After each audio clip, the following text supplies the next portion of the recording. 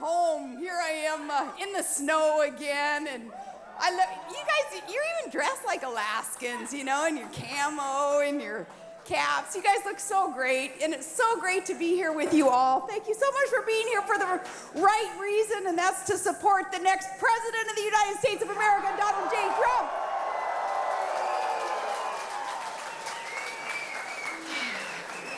It really is great to be here. We've had such a good time in Wisconsin and kind of reconnecting with a little bit of family roots here. My grandma was born in Wisconsin, and my favorite brother-in-law in the world, he's from a little tiny town here in Wisconsin. And another cool connection that we have, I just got a text from your good old number 64 from back in the Packers sweep days, Jerry Kramer. Yeah, you cheeseheads, yeah. You know, we're cheeseheads up there in Alaska too. We don't have a team that we get to claim, you know, we don't have pro teams up there, so any connection that we have, well, a good connection we have is my dad played ball with Jerry Kramer back in the day, back in high school days. And so we get to claim, you know, that, okay, we have this connection with the Packers, so we're all cheeseheads up there, we claim. And by the way, we're on this mission right now to try to get your Jerry Kramer finally inducted in Canton into the NFL Pro Football Hall of Fame. And we have Donald Trump helping us do that too. So Wisconsin, you're gonna get a good benefit from Trump with one of your favorite players of all times. It is really good to be here, you guys. Are you ready to make America great again? Well, here's the deal. You cannot lose your beautiful state to Hillary. And here's what's gonna happen. Remember that Hillary, she's the continuation of Obama, right? You know, the press, you guys even gotta admit that. Her policies, her people, it's just gonna be the continuation of Obama. And Wisconsin cannot afford that, you know. There's been too much job loss. There haven't been enough victories, and there will be more and more victories under President Trump for Wisconsin. So, you have to consider on Tuesday, when you're voting for who it is that you want to see representing the Republican Party to go up against Hillary, you have to consider who it is who can beat Hillary. Remember, Obama kicked the Cruz people's butt here in 2012. The Cruz people being Romney and those guys. Well, Romney and those guys, they and Cruz all working together now. The representation that is kind of being made manifest in that team is it's not going to bode well for Wisconsin if it's Cruz on the ticket and not Trump. Trump is the only one who can beat Hillary Clinton.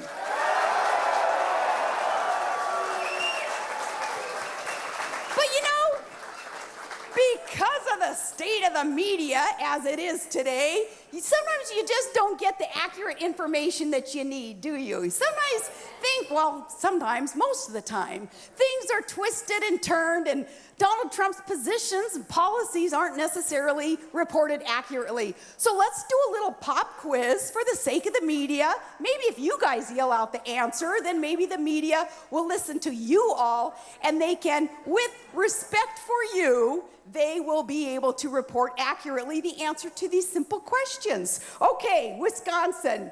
Who is the only candidate who has actually created middle-class jobs and helped Americans realize the American dream? Who is it? Who is the only candidate who promotes women in his own company and has shattered the glass ceiling decades before that was a popular thing to do? Who respects the women? Who's the candidate who relies not on those paid political hacks and consultants, those guys who keep losing election and election and election over and over and over again? Who's the one who ignores all that kind of political hacking and actually relies on good advice from the strong women around him, like his strong, confident daughter? Who's that? Donald Trump. Who's the only candidate who doesn't support that job-killing trade plan of President Obama's? Hey, you guys, the media, you keep getting that one wrong too. You know, Cruz has supported it. He does support it. He has twisted his position on the trail, and you guys need to start calling him out on that. So thank you guys for having the right answer for the media. Thank you. Who is the only candidate who has spent spent decades fighting Washington, D.C. as they have just boxed up and shipped out our manufacturing jobs overseas. Who's the only candidate who fights that? Who's the only candidate not owned by the special interests and those Wall Street crony capitalists? Who's the only candidate who's not receiving a government paycheck? And who's the only candidate who has inspired a movement? He has truly enlarged the tent, as Republicans usually claim they want to do. Now Trump gets kind of clobbered for doing even that, for bringing in independents and blue dog Democrats and others who are just saying, come on, America, enough is enough of what's going wrong out there in the world. We can finally do things right by electing Donald J. Trump, who is the only candidate who knows how to win. He knows the art of the deal, and he's in it for the right reasons. Self-funded, never having to be bought and sold by these corporate donors that are so involved in everybody else's campaign. Who is the only independent candidate who's in this for the right reasons for you? Amen. Now, I know that the only thing standing in between you and hearing from the next president of the United States is me, so I'm going to get out of the way. And it is such an honor to get to introduce to you all the next president of the United States of America, Donald J. Trump.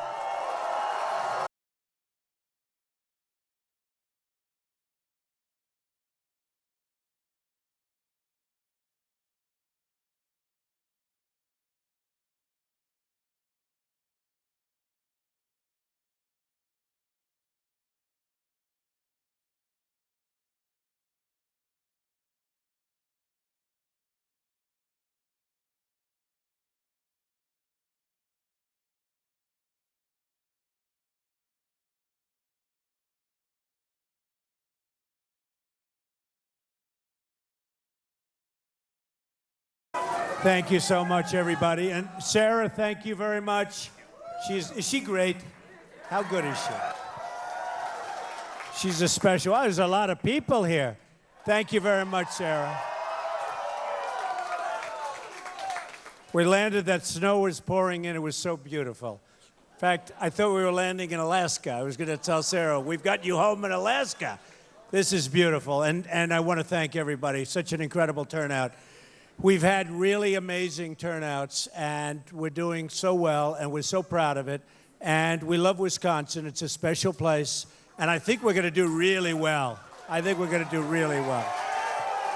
Really well. Look at these young people. You know, something I said on the way up, and I was saying it before, that I'm self-funding my campaign. I'm putting up my own money. I don't know if it's worth it. I'll let you know in about a year from now or less. But I think it means a lot. And the reason is all of these people that I'm running against, and that includes the Republicans and the Democrats, they're not doing it the way I'm doing it. When Hillary gets money from the oil industry and all the other industries, when Kasich gets money from the people he's getting money, they totally control him, believe me. When Cruz, Lion Ted, when he gets money, believe me, Lion Ted, Bible. He lies. I never saw a guy lie like him. I've met a lot tougher than him, but I've never seen anyone lie like Lion Ted. But you know, when he gets money from the banks and he gets money from oil and gas and he gets money from everything, believe me, they have him, folks. They have him. I get money from me. I really am here for one reason, to represent you. To represent you. Believe me. And it's so great. When I come to places, and I like the little thing in the round, I told my people, they said, let's keep them smaller, because, you know, we had protesters, right? So they said, let's keep them smaller. This way we can check everybody that comes in. I said, yeah, but I like the big. I like the big. Do you know we have 5,000? Where's the mall here? Where's the mall? We have 5,000 people in the mall. So I told my people, enough with this stuff. Let them have protesters. Who cares, right? Who cares? We have 5,000 people on the other side of the wall, and I feel so guilty. We love you. Let's all say, we love you over there. But you wouldn't swap seats, I guarantee you that. So,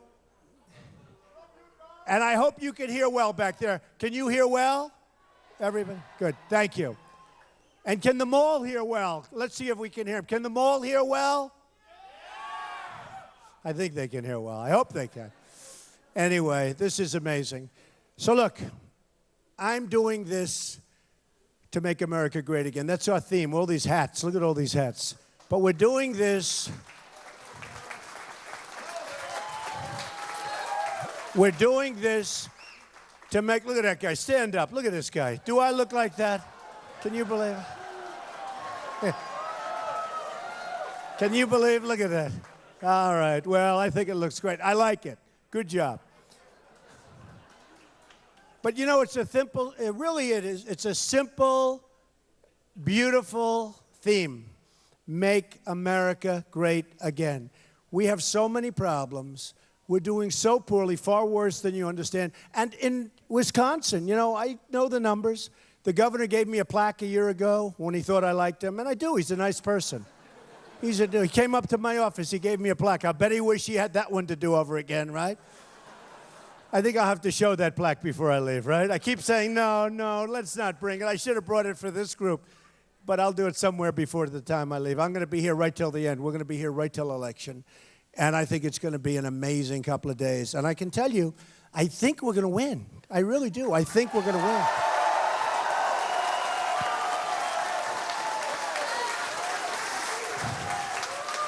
I think that people are going to be surprised at how well I see the kind of outpouring we've had. And somebody else, I won't mention the name, was here not so long ago, and they had 300 people. And we have 5,000 out there and, thousands in here. I don't know what it is, a couple of thousand at least. So I think that's more than 2,000 even, right? So I think we're going to win, and I think we're going to win maybe substantially. But let's just see what happens. But I know one thing. We're going to do well. But, well doesn't mean anything, right? You know Vince Lombardi, right? Did you ever hear of a man named Vince Lombardi? Huh? In this neck of the woods, did you ever hear the great Vince Lombardi? So you know what? Okay, what did he say about winning? Right? Right. He knows. He's a fan. I met Vince Lombardi once. I mean, a number of times, but I met him once. And he was with three of his players. I was a very young guy. It was at a restaurant. And these three players were tough cookies. I better not mention their names, and two of them are friends of mine. And they played for your team. And I'll tell you, they were great players. And Vince Lombardi was not a big guy. And he walked in and he was angry. And he was just so angry, you could see. And he came over to the table, and he saw these three big guys. They were like twice his size. They could have swatted him. And he looked at him. I won't tell you what he did because he actually grabbed one by the shirt, but I won't say that. See, today you're not allowed to do that, right? And then he left. He gave him a little bit of a earful. And then he left. And I want to tell you, this big, strong friend of mine, he weighed like 250 then, which 250 then is big. That's like 310 now, right? This was a long time ago. And he left, stormed out. And this guy was sitting here shaking. And I said, I said to myself, the reason that Vince was able, and I had a great respect for him as a coach, and I love Bill Belichick. There are certain people you have to respect as coaches, right? They have to respect. And I said it at one of my other meetings. Tom Brady's a friend of mine. He thinks your quarterback is great, okay? Nice, right? Do you think he's great too? You think your quarterback is great, right? Oh, Tom told me that. So I think that's a nice thing to say. But Vince Lombardi, the reason he got away with it is winning. He won. If he didn't win, he couldn't get away with it. If he didn't win, he wouldn't be able to get that kind of almost fear, but respect, but fear from big, strong, powerful players. But he won. By that time, he had won many times. And the respect that they had for him was incredible. Now, we don't win. The United States doesn't win anymore. We don't win a war. We can't beat ISIS. We don't win a trade. China's cleaning our clock. Mexico, they laugh at us. They think we're all stupid because our leaders do such stupid things. Mexico, Japan, Vietnam, India, any nation, name a nation, they do well. Name a nation, doesn't make any difference. And they do well, and more I think about it, the more I realize, they do well for a very specific reason. Not that the politicians are so stupid, and many of them are, but many of them aren't, but because the politicians take tremendous campaign contributions from people representing certain other parts of the world or certain companies that are involved in certain other parts of the world, and they do things that are not in your best interests.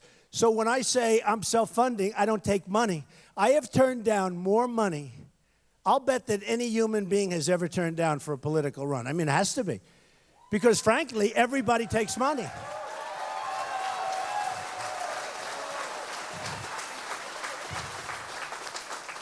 And when you think of it, not a big deal, because everybody takes money. For years, probably, I don't know, I may be wrong about this. I would say the only one would be Ross Perot, right, many years ago. That was a long time ago. But he didn't take money. But I have turned down so much. People coming up, $10 million. Donald, we want to give you $10 million for your campaign. We want to give you $5 million, $2 million, $1 million. Jeb Bush raised $148 million or so. I would have done that times 5. And honestly, and I said coming up, I don't know if I get credit for it, honestly. I don't know. Nobody's going and saying, you know, I like Trump and I like Cruz, which is really not even a fair comparison, folks. I'm so much better. Believe me, I will do so much better job. I will do so much better. Not even close, but I will do so much better. You know why? Because I'm working for you. They're not working for you. They talk about working for you, but they're not working for you. They're working for their next election. They're working for campaign contributions. Who knows what else they take, and I don't care. I mean, it's not my business, right? It's your business. But who knows what else they work for. But they're working at a minimum for campaign contributions. And I say it all the time. People come up to me, our leaders are so stupid. Our politicians are so stupid. Why would they make deals like that? Why would they do this deal or that deal? There was a deal recently, a company made this incredible deal, and the politicians approved it. And people say, oh, our politicians are so stupid. Well, they're not so stupid. Those people are represented by the smartest people you've ever seen, special interest groups, lobbyists. I mean, some of these guys, they have like on their, it says Cruz, right on the lobbyists. It's tattooed right on their forehead. I can deal with Cruz. They raise a lot of money for them. And when they go in, they need a vote. No, I'm not going to vote for that. No, you have to. They gave you $2 million for your campaign when nobody else would put up the money. Hey, do I know the system better than anybody ever in history? I mean, you know, on June 16th, I only started this political stuff on June 16th. Before that, I mean, I was a very big contributor. It's a system. It's the system. It's not good, but it's the system. It's what we have. But you have guys with, it's blazing. Hillary, it says Hillary on the guy's forehead. It's like a branding iron, right? You go to him, you want Hillary. You go to another guy if you want Kasich. You go to another guy if you want Cruz. By the way, 100%. 100%. Now, they won't always get what they want. Maybe only 90%. You know, there's some things you can't do. But they get what they want a lot. They're tremendous professionals. So what they do is they're very good at it. So when I'm self-funding, I hope people appreciate it because it means a lot. I mean, it means a lot. It means I don't owe anybody anything. I don't owe them. I don't owe them.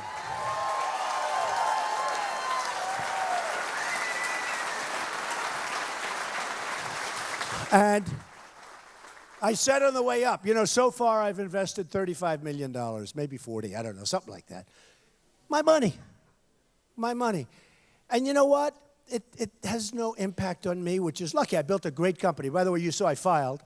I built an amazing company, tremendous cash flow, some of the greatest assets in the world, worth over $10 billion. And I started with really just a very, very small loan and built a great company, some of the great, great assets, tremendously low debt. And the reason I tell you that is that's the kind of thinking we need in our country to solve many of our problems. Many.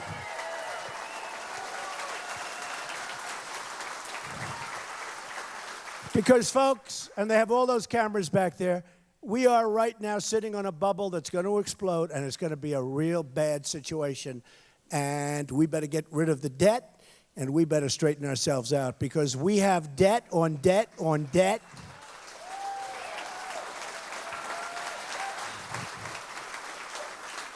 And one of the things, we're going to talk about a few of those things because it affects you very much. And I know you have a lot of small business owners here, probably a couple of big business owners here. But we have to get rid of it. We're going to start with Obamacare, too. Obamacare is a killer for you and for the country. It's a killer. Obamacare is too expensive for the country to afford, and it doesn't work. By the way, for you, it doesn't work. For anybody. You go 45, 55% increases this year. People are telling me they've never seen anything like it. It folds. It closes up.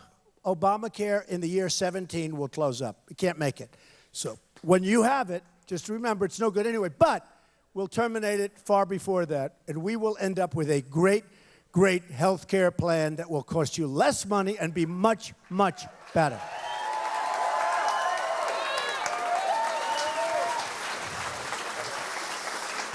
I love these young kids. Look at these beautiful kids. They're going crazy. They're clapping about Obamacare. They don't know what Obamacare is, but hopefully they won't need any health care for 40 years, okay? So, but they're still very enthusiastic, right? Great kids, great. They don't like Obamacare. Hopefully they don't have to worry. They don't have to worry about health care. But ultimately, they do have to worry about the cost because the cost is unbearable by the country. The kind of money that we're talking about is unbearable. Okay, so we start with that. We're going to bring Common Core. We're going to end it. We're going to bring education local, right? We're going to protect our Second Amendment. We're going to do all the things that you've heard me saying, all of them. But here's what I wanted to talk to you about, because we're going to talk now big, big, big numbers, right? When you have 19 trillion, fellas, we can't talk peanuts, right? We can't talk like the little stuff. There's going to be tremendous fraud, waste, abuse. We'll cut things that you won't even believe, okay? We're going to save your Social Security as is. We're going to cut all of the waste and all of the fraud. You don't mind cutting the fraud out, right? There's plenty of it. We're going to take care of your vets, and we're going to build a military bigger, stronger, better than ever before.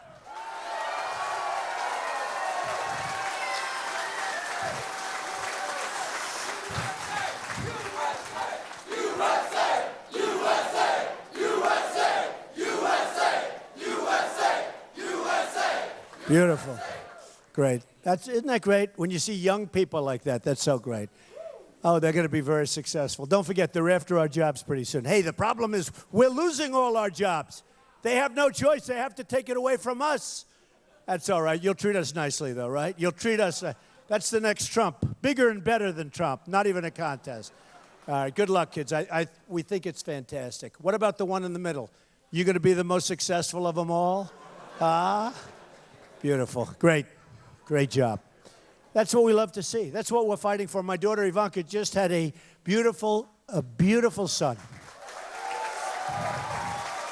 And ultimately, that's what we fight for. That and the grandchildren and all that. We're gonna turn this thing around. We're gonna turn it around fast. So let's talk about a couple of things that are big dollars. So we are the police department for the entire world. And the entire world, many of these places that we're taking care of are very, very rich. We take care of Saudi Arabia. They made $1 billion a day when the oil prices were up. Now they make a little less. Okay, big deal. What? And the imports. He's right. He's right. You never know. Is that a protest or is he on our side? You're right, though. But we take care of Saudi Arabia. Now, nobody's going to mess with Saudi Arabia because we're watching them. They're the richest, one of the richest. I mean, they have a fund that's so big, nobody's ever seen a fund like that, right? They have oil pouring out of the ground. They have very high oil, very high quality oil. They have very expensive oil, and they have very cheap oil to get. So they make nothing but money. If it weren't for us, they wouldn't be there very long. And I do business with the Saudis. They're good people. They're fine. Everyone's fine. But we're losing a fortune, okay? And if we had a person like me, like a few people in this room, maybe some, not all, right? We have to know our strengths and our weaknesses, but you have some people in the room who would do a great job. You have other people that wouldn't do so good. They'd do like the people that we have right now. Nobody could do worse. That's the only thing I will say. So we're protecting Saudi Arabia. They're not paying us a fair price. We're losing our shirt, okay? You know, we have military bases that we pay rent on. Why?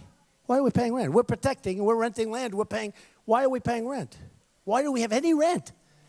But I'm not even talking about rent. I'm talking, that's big numbers, but I'm talking about really big numbers. So Japan, great country. They make the cars, they sell them. You know, we have an imbalance with Japan like you wouldn't believe. Billions and billions of dollars. They sell us cars, we sell them practically nothing by comparison. They call it a trade imbalance. They're like up here, we're like down here. Okay, one of the great imbalances of all time. I was in Los Angeles, I see these massive ships come in. It's like NASCAR. You know, by the way, the owner of NASCAR and a lot of the drivers, they endorse Trump. You know about that, right? We love NASCAR. I love NASCAR. Brian France, the great Brian France. And they do a great job. Thank you, man. They do a great job.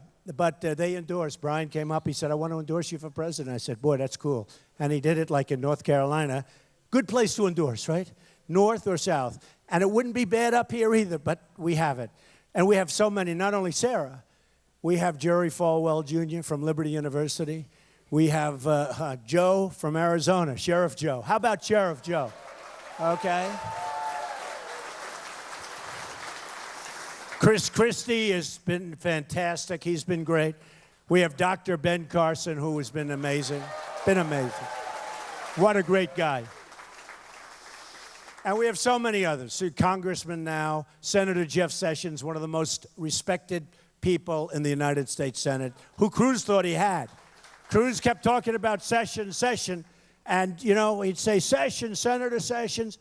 And then Senator Sessions announced about 2 months ago he's endorsing Trump, and all of a sudden, Cruz doesn't talk about him so much anymore, I guess. But look, look at this, even the young kids with it. But so a lot of things are going to happen. So one thing we're going to do is the military. So we're like the policemen to the world, right? And that's fine. That's fine. And everything's good. But these are really, really wealthy countries. Not necessarily powerful because we protect them. And it's okay that we protect. They got to pay us, folks. And you know what? When they start paying us, and then we do good trade deals, and then we do, this country's already turned around. It's turned around. Because we're talking big, big dollars. And Lion Ted can't do it. He can't. In all fairness. Number one, they're going to find out he's a liar. They're not going to trust him, okay? But he can't do it. You know, the evangelicals, they're with me. The evangelicals. Remember South Carolina? That was going to be Ted. Lion Ted was going to win that one easy. Because the evangelicals, I think it's 68% evangelical, right? I think you guys are only 28%. Let's get going. Start going to church a little bit more. Go to church. There's the ones I want to get going. Do you go to church on Sundays? Anytime you can go. Do you go to church? Okay, good. But 68% evangelical, so he was going to win. I won in a landslide. We won North. We won everything. I mean, we've won so much. In fact, just to show you, so Ted, during one of the debates, did you see it? I'm the only one that can beat Donald Trump. I've done it many times. I've beaten him like 5 times, 6 times, what? 5 times. And he's screaming at the top of his lung, you know. He wished he had the Bible in his hand, but he didn't happen to have one for the debate. But he picks up the Bible, puts it down, and then he lies. But he said, I've beaten him 6 times. So everyone's saying, oh, wow, that's great. And then I looked at him and said, yeah, but I've beaten you 22 times. And you remember the face? It's true. I've beaten you 22 times. I think we have like 21 or 22 states already. But this is an important one. By the way, you got to do me a favor, folks. You got to vote. I will do such a good job for you. Do yourselves a favor. Don't do me a favor.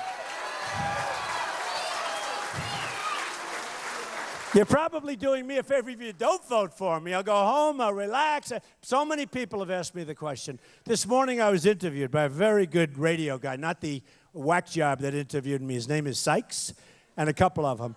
Oh, he's the worst. You know, it's true, there was actually a good interview, but he only plays one little half a sentence. You know, listen to the whole interview. Everybody that listened to that show would vote for me, believe me. And most people would say, oh, let's hang up now. Don't hang up. You take on the enemy. You take them on. You absolutely take them on. But remember, but he's not a very talented guy. He's not a very smart guy. But the guy that interviewed me today was a smart cookie, a radio host, a big one, and national. And he interviews me, and at the end he said, you know, we're on the phone. It's early Saturday morning. And I said, just before I left for here, I said, thank you very much. He said, Mr. Trump, could I ask you one final question? What?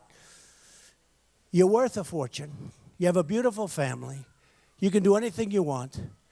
Why are you doing this? Why would you do this? And that question has been asked of me more than any other question other than student debt. When I'm around the students, I get tremendous, you know, they're choked up to here, and then they graduate, they can't get a job. I mean, it's a serious problem. But that question gets asked to me so much. And I said, you know what? I've been so lucky in this country. I've done so well. I've made so much money and had such success and enjoyed my life.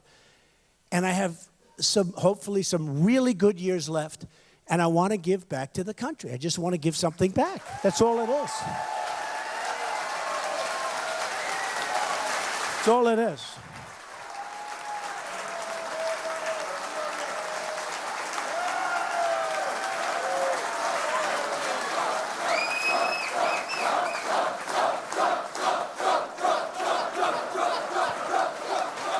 Thank you. And you know our theme, Make America Great Again. Folks, we're going to make it so great.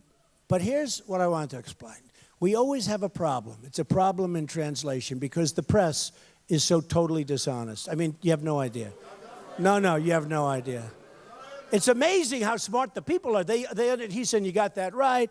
Look, the people get it. They are really, really dishonest. They'll put like 1/10 of a sentence in. They'll cut you off. And worse are cameras. You know, I always used to say, I love doing television because if you do television, it's down. Well, then they show like a tiny piece of a clip. It's almost worse than the way they write. But the press is very dishonest. So let me just tell you what happened. So, you know, NAFTA has been a total disaster, right? It's drained businesses. Well, now we have a new one called TPP, Trans-Pacific Partnership. It is so bad, it's worse than NAFTA. It's worse than NAFTA. It will drain Wisconsin. It will drain the United States.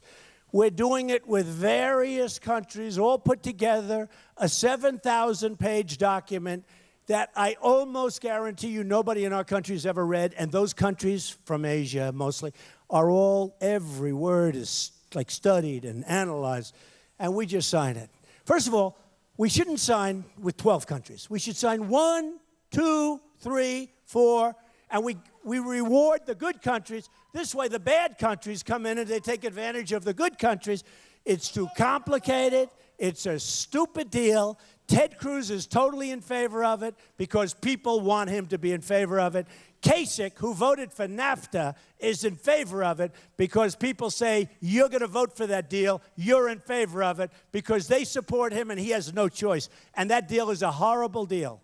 And you have liberals that want it, and you have conservatives, and then you have plenty of people in Congress that don't want it, okay? But those are the ones that are being honest. And the biggest single point of the deal is monetary manipulation, devaluation of the currency. And that's how China and many other countries take the most advantage of, is devaluation of their currency. They kill us. This year, we're going to have a $500 billion trade deficit with China. Then somebody will say, so look, I'm really a good businessman. I'm so good at business. Oh, you people are going to be so rich so fast, you don't even... You don't know how rich you're going to be.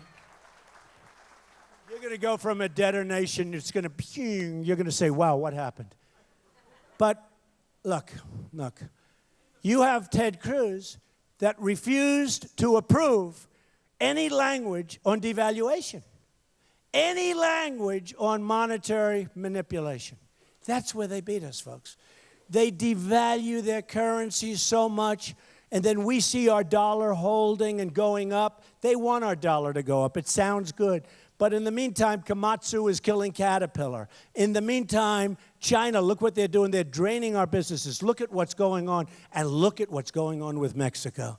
Mexico is taking our businesses not only for devaluation, for a lot of other reasons. The biggest is that our politicians don't know what the hell they're doing, or contributions, okay? So look, we are going to change things, and that's big money. Those are trade deals. I have Carl Icahn, great businessman. We have the greatest business people in the world in this country. We don't use them. We use political hacks, third-rate political slobs, to negotiate with the smartest people in China, the smartest people in Japan. And we have all the cards. People don't realize it. Without our money, without this big pot of money that's being drained out of your pocket, and by the way, I have to do this because I just feel I have to. I want to read you some statistics. And, you're going to say, oh, well, you're going to know about it. So where am I talking about? 20% of the manufacturing jobs have left since 2000. You know where that is? Wisconsin. According to the Journal Sentinel, Wisconsin chronically lags. Now look at this. Wisconsin chronically lags the rest of the United States in job creation. That's not what you hear. Here's what happened with Scott Walker, and I can only say this because I couldn't ask for his endorsement. I mean, what I did to that poor guy. Man. No, what I did to him. And he's a nice person, but who cares? I don't care if he's nice. I want to make our country rich and good again. Okay. Chronically lags the rest of the United States. So remember when Scott announced, I'm running for president? I don't know, he was standing on a motorcycle or something. He doesn't look like the bikers that are supporting me. I got to tell you, every time I go someplace, there's bikers all over the place. The bikers love me. Any bikers in here? Right? The bikers love me. And I've always liked the limousine. I've never quite gotten it, but that's okay. Maybe I don't have the guts to ride those bikes, but you know what? They're great people. I was at, I think, Hilton Head, one of the places, and we had hundreds. We had probably close to 1,000 bikes. I said, what's going on over here? In fact, I was a little bit concerned, actually. They're tough cookies.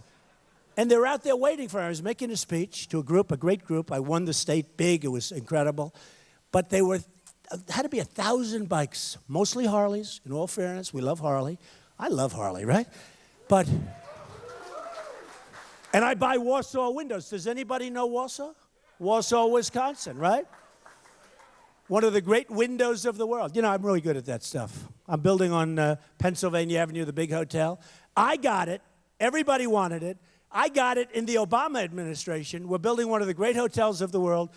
It's on time, under budget. In fact, it's way ahead of schedule.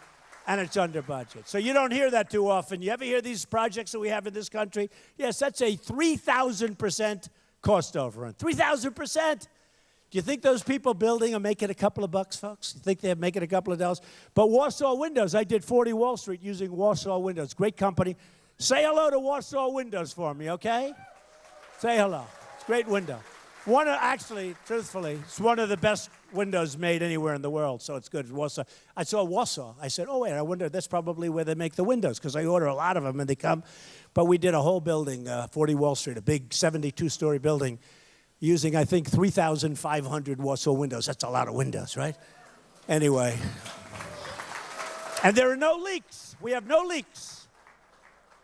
Explain to them they have no leaks, so that's good. I should say they leak like hell and get a refund, right? I do that too sometimes. So anyway,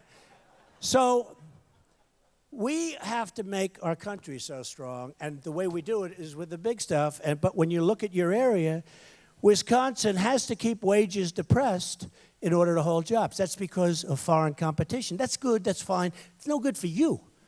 Do you know the people, the blue-collar people, great people in this country, they haven't had an effective wage increase in 20 years, okay?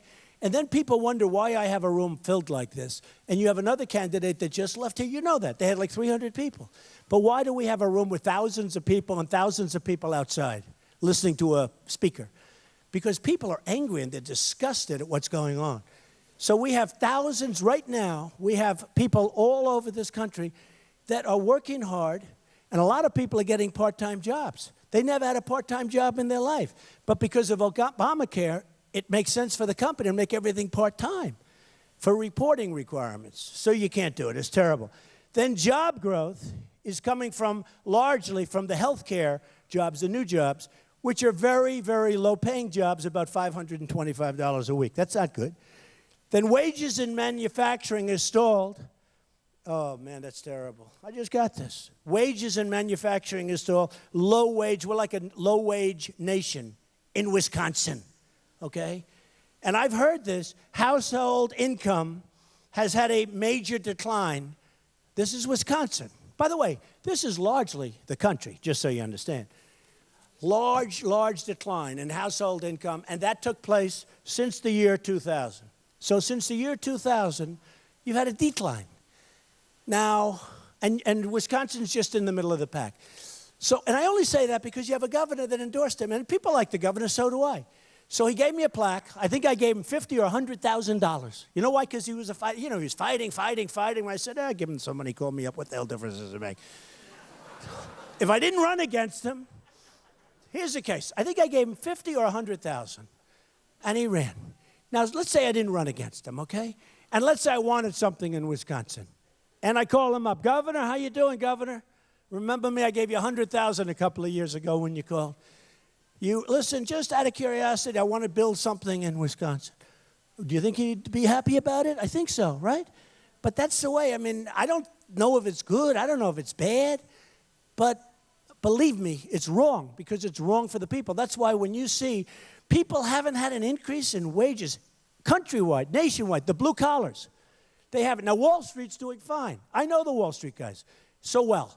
Many of them I don't like at all, okay? They have carried interest provisions. They have provisions that nobody in this room even understands or wants to understand. I understand them. We're going to end it, folks. We're going to end it because they're doing well. I'm doing well. I'm doing well. I don't want to do that well. You know, I don't really want to do that well. It doesn't matter. Somebody said, oh, well, what would you do? Would you run your business? Somebody said, would you run your business and be president at the same time? Are you kidding me? No matter how good a business, what this is an opportunity that is so awe-inspiring to be president of the United States, to make our country so strong again, because we have to make it strong. We have to make it rich. A woman said to me, Mr. Trump, I love you. I'm going to vote for you. You're great. But please don't say you're going to make our country rich again. It doesn't sound good. I said, you're right, but I have to say it. Because if I'm not going to make the country rich again, you're going to start having your Social Security cut by Cruz and by Kasich. You're going to have lots of problems with your Medicare. I'm giving you a huge tax decrease, by far the biggest. You know, coming up, Sarah said she heard a great ad, and it was an ad that I put on. And I don't do that much ad. You know, that's why I'm at 35. I spent 35 or 40 million dollars, and other guys have spent 150. I mean, Jeb had 148 million. I'm number one.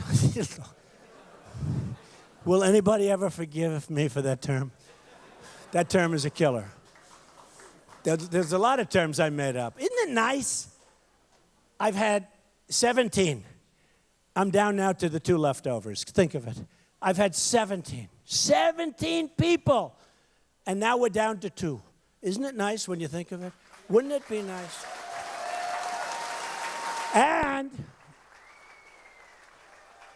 And we're leading big with the 2. I mean, we'll see how it all turns out. Who knows? You know, who knows? But Wisconsin's very important because if I can win Wisconsin, you people are going to have low taxes. You're going to have jobs. We're going to bring jobs back. You're going to have your pick of jobs. You're not going to just take a job because you have no choice. You're going to bring jobs back into this country. We're not going to have places moving to Mexico like Nabisco and Ford. And all these places, they move into Mexico. You saw Carrier air conditioners 2 months ago. They're moving into Mexico. They're not going to happen. You're not going to have Pfizer moving to Ireland. I'm telling you, our companies are all leaving. And they're leaving because taxes are so high and environment isn't good and regulations will knock out the regulations. Because a lot of you people, who's troubled by the regulations in this country, right? It's terrible. I have friends that are farmers. They can't even farm their land. The regulations, they spend more on regulation than they do on, like, how to shovel it out of the ground. So we're going to end all that. We're going to end all that. But it's so important. So here's the thing. We've got to go out. We've got to vote. Let me give you one other item because I think it's so, so important. So I've been criticized. Did you hear today where they're saying nuclear? Now, I've been a businessman, and I've had a lot of common sense. I made a lot of money against China, tremendous deals against China.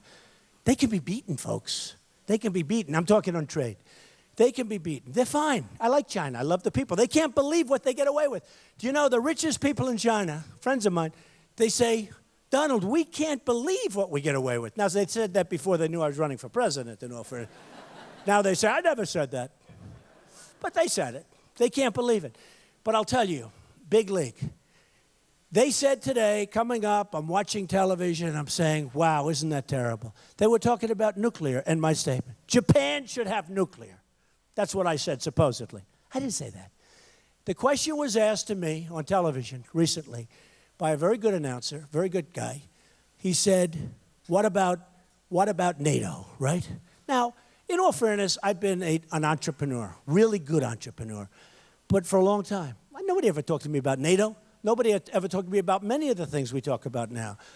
But I know something about NATO, and I have a lot of common sense. I said, here's the problem with NATO. It's obsolete. Big statement to make when you don't know that much about it, but I learned quickly. But I knew it was true. It's 68 years old. It was formed to look over the Soviet Union, which doesn't even exist anymore. And I know what happens. It gets big and bureaucratic. I said, it's obsolete, and we pay too much money. Now, when I made the statement, I thought I read it somewhere. But when I made the statement, it was really a statement that a lot of people said, like, how would you know a thing like that? So it turns out that it's even worse than anybody would have thought. We are paying so much money, 28 countries. We're spending so much money disproportionately, the United States, which is you, all of us.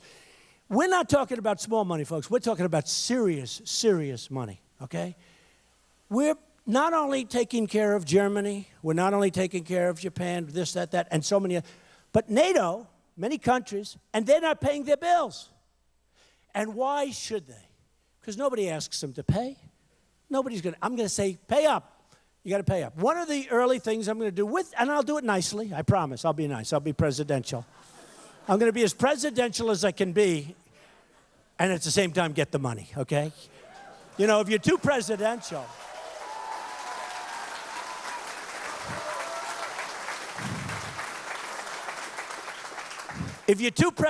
you won't get the money, okay?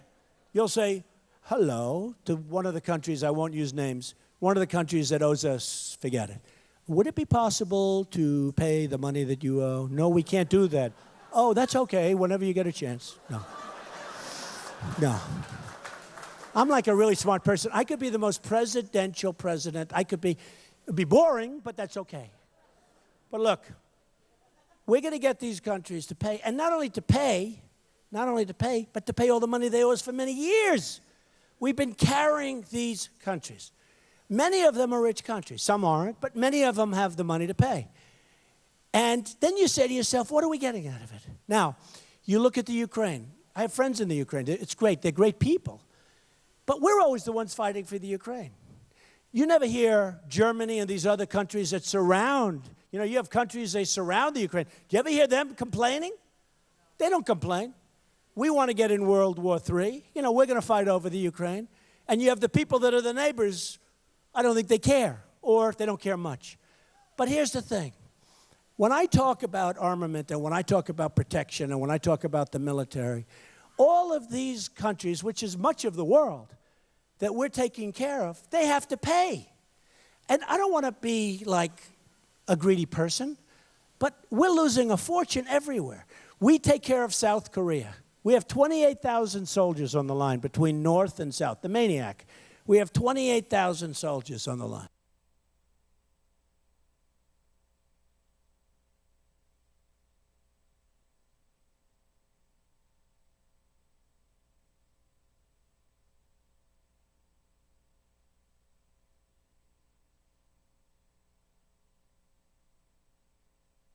States as stupid, stupid people with even dumber leaders. We got to stop it.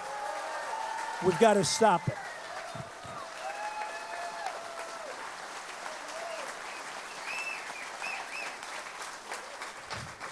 So Japan is a very big, very rich country, right? And we take care of Japan.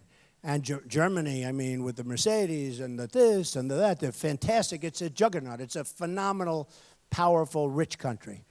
Very rich country. And Saudi Arabia, I told you. Okay, so here's the story. Look, these people have to pay for our services. And what I said about Japan is this.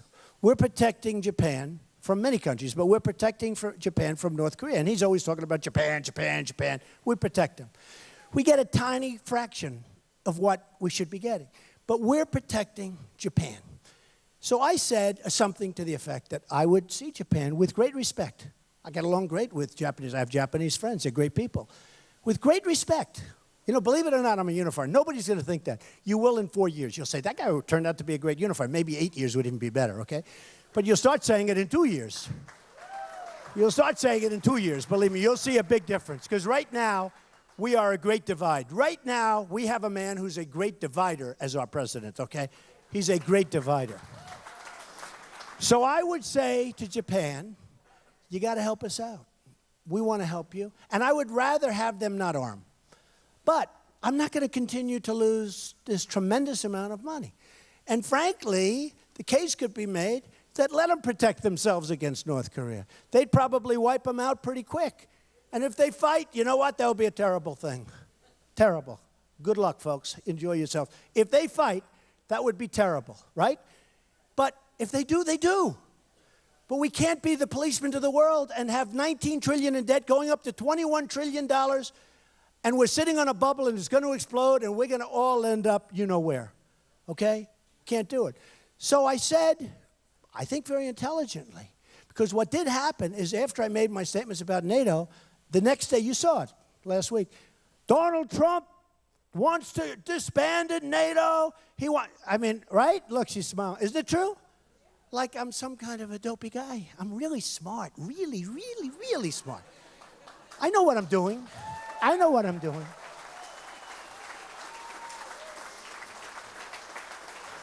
Now, there will be a point with some of these countries where we're going to walk. And we won't be gone for long. Because they're going to call and they're going to say, come back. Now, I would much rather protect Japan because I don't like them arming. But you know what? It's possible that they will. And let them take care of themselves here.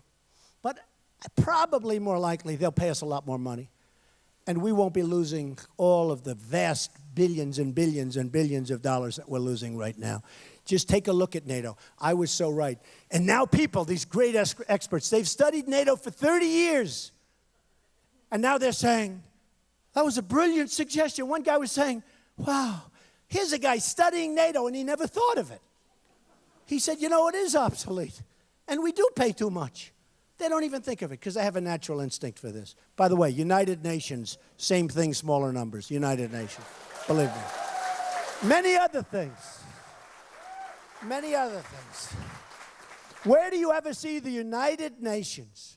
I love the United Nations in New York. They're wonderful. Do they ever settle anything? It's just like a political gang. The United Nations, we pay for the money we spend on the United Nations. I'll tell you a story. So years ago, 4 or 5 years ago, I was called before the United States Senate. They wanted to do, and it was Senator Sessions, interesting, but it was a large group of senators. And they were doing a study on the United Nations buildings. They were doing a renovation. So the ambassador to Sweden at the time, I believe it was Sweden, called me, and I built a building across the street, 92 stories for about $360 million, right across from the United Nations. And he called me, and he was very nice. He said, Mr. Trump, there's a good man, because he said, Mr. Trump, I heard you spent $360 million on the building across the street, and that building's 92 stories, and the United Nations is 1/3 that height, and we're going to spend $1.5 billion on renovating our building. He said, could I ask you a question, why? I said, 2 reasons. Number 1 is they're crooked, and number 2 is lack of knowledge. He said, could I call you to the United Nations? Yes, I went to the United Nations. I met with Kofi Annan, And I told them, I will do the whole job for $700 million. They said, yeah, but it won't be the same job. I said, you're right. It'll be much better. No, it's true. It'll be much better. I explained to them. I said, I'll use marble, and you'll use linoleum, okay? I said, it'll be much better. It'll be 100% better. Anyway, bottom line, took pictures with this guy, everything, and I never heard from him again. Then the United States Senate called me up before they started, and they said, how come you can do it for, and really the number was 500 in my own head, but $500 to $700 million, why can you do that and it's going to cost them $1.5 billion? I said, it's not going to cost them $1.5 billion. They say it's going to cost them $1.5 billion. It's going to cost them $3 billion and maybe more than that. And they said, what do you mean? I said, that's what it's going to cost. That was years ago. It cost them much more than even what I said. It was one of the great messes that you've ever seen. And I asked the man in charge of construction, my first meeting, I said, so let me ask you, are you going to use New York steam? That's a very complex system of steam under the streets of New York. What's that? I said, wait a minute, you're in charge of the building, you don't know are you going to use a boiler system? Are you going to use a 4-pipe system, a 5-pipe system, or a 2-pipe system? He had no idea what I was talking about. I said, how can you be in charge of a massive construction problem when you don't know what a 5-pipe and a 4-pipe and a 2-pipe system is? How can it be possible? But then I realized this guy made a fortune, I'm sure. I'm sure the guy made a fortune. So here's the story. We're going to rebuild our country. We need roads, we need bridges. Our bridges are falling down. We're going to save so much money on waste, fraud, and abuse. We're going to save so much. You're going to go out and vote, but you're going to be so proud of what took place today, and you're going to be even more proud of what's going to take place on Tuesday. And a lot of people, they say, these politicians, they get up. Well, no, but you know that. You're going to be very proud.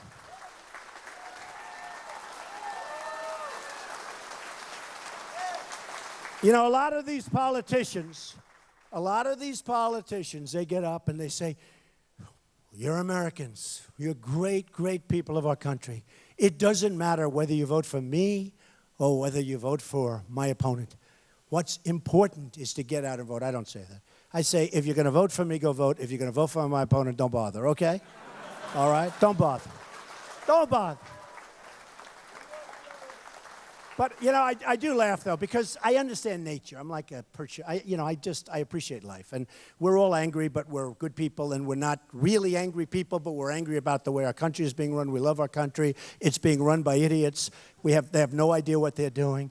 Just to finish on the nuclear thing, I told you I was going to go in and negotiate with Japan and negotiate with Germany and negotiate. I have the best negotiators in the world. Carl Icahn endorsed me. I have many of the people that want to come in. They want to help us. And these are the greatest minds and the greatest business people and the greatest period negotiators. They all read The Art of the Deal, okay? So I say to myself, look at this. Look at these people and look at this negotiation. What's going to happen? What's going to happen? And I'll tell you what's going to happen. Our country, if we don't do this deal, if we don't get the proper people in office, and we don't get them in office soon, we're not going to have a country left, I'm telling you. We're not going to have a country left. Just not going to happen. And I'm a person with common sense, and I used to tell you, okay, remember the beginning of the campaign? Bush and Rubio. They're nice guys. They're both nice guys, okay? Everyone's nice after you've won. But let me just tell you. Remember when Marco would never run because Bush was his mentor? Did anyone ever hear that? So Marco was never going to run. And then he did run. And then I kept saying they hate each other. And everyone said, no, they don't. They're good friends. And Bush would stand up and say, Marco is my dear, dear friend. And then Marco would stand up, Jeb is my dear, dear friend. And I'd say, they hate each other. Remember at the debate? Jeb would say, I'd like to congratulate Marco. He's my dear, dear friend. And he'd say also, and Donald Trump is a gifted politician. My wife actually said, why does he keep calling you a gifted, gifted politician? Say it twice sometimes. Donald Trump is a gifted, gifted politician if he's your enemy. I said, I don't want to give you the answer to that. I don't want to give you the answer. Not on live television, I don't want to. But look, I understand what's going on. I will do such a great job. We will cut our expenses. We will build up our numbers. We will become rich. We will become strong. We will become great again. We will become so great. We will start winning again. We don't win anymore. We don't win at war. We can't beat ISIS. we don't win with our great veterans, we can't take care of them. We don't know how. It's a corrupt system. The whole VA is corrupt. We're going to take care of our veterans.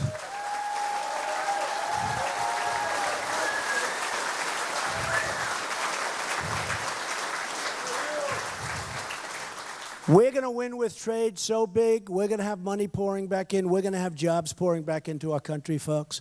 There's not going to be anybody saying, Donald, please don't do that. Please don't do that. These are clients. They represent me. Please. I say, that's okay. They can represent you. Lots of luck. They don't represent me. They gave me nothing. So we're going to have great things happen with trade, with China, with Mexico, with all of these. We're going to have a strong border on the southern side. That border is going to be so strong. You know, we're going to build a wall. We're going to build a wall. So yesterday, I had a great honor, because I never asked for this. The Border Patrol people, 16,500 people, they called up and they said, we'd like to endorse Mr. Trump. We have never endorsed a presidential candidate before. They said, we want to endorse. That tells you.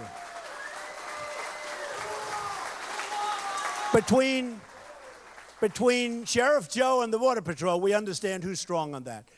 We are by far the strongest on border. We will build a wall. Who's going to pay for the wall? Mexico. Who? Mexico. Now, Mexico, by the way, sure as you're sitting here, Mexico will pay for the wall. They have a trade deficit, we have, with them, $58 billion a year. Now think of it. The wall is, think of it, can you believe? That's not including the drugs that are pouring across the border. That's exclusive of the fact that our kids are being poisoned. Don't take drugs, okay? Raise your hand. Raise your hand. Come here. Raise your hand. Raise it. Come here. You know, this is what people ask, what do I tell? I said to my kids, no drugs, no alcohol, no cigarettes. Raise your hands, kids. I promise Donald J. Trump that I will never take drugs. I don't want to say no alcohol, but take it easy on the alcohol, right? And you know what else? No cigarettes, right? All right, kids, come here. Come here. Come here. Okay.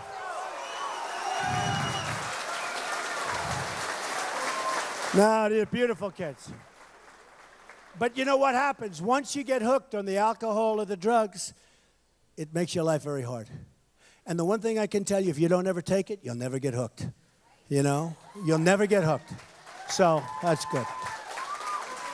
That may be the most important thing I've done today. So look, folks, we're going to have a strong border. We're going to start winning again. I hope on Tuesday you go out, you vote for me. I will not let you down, I promise. You will never see anything like you're going to see. I promise. So on Tuesday, go out and vote. It'll be the greatest vote you've ever made, and we are going to start winning again. We will make America great again. I love you. Thank you. Thank you. Thank you. Thank you, everybody. Thank you.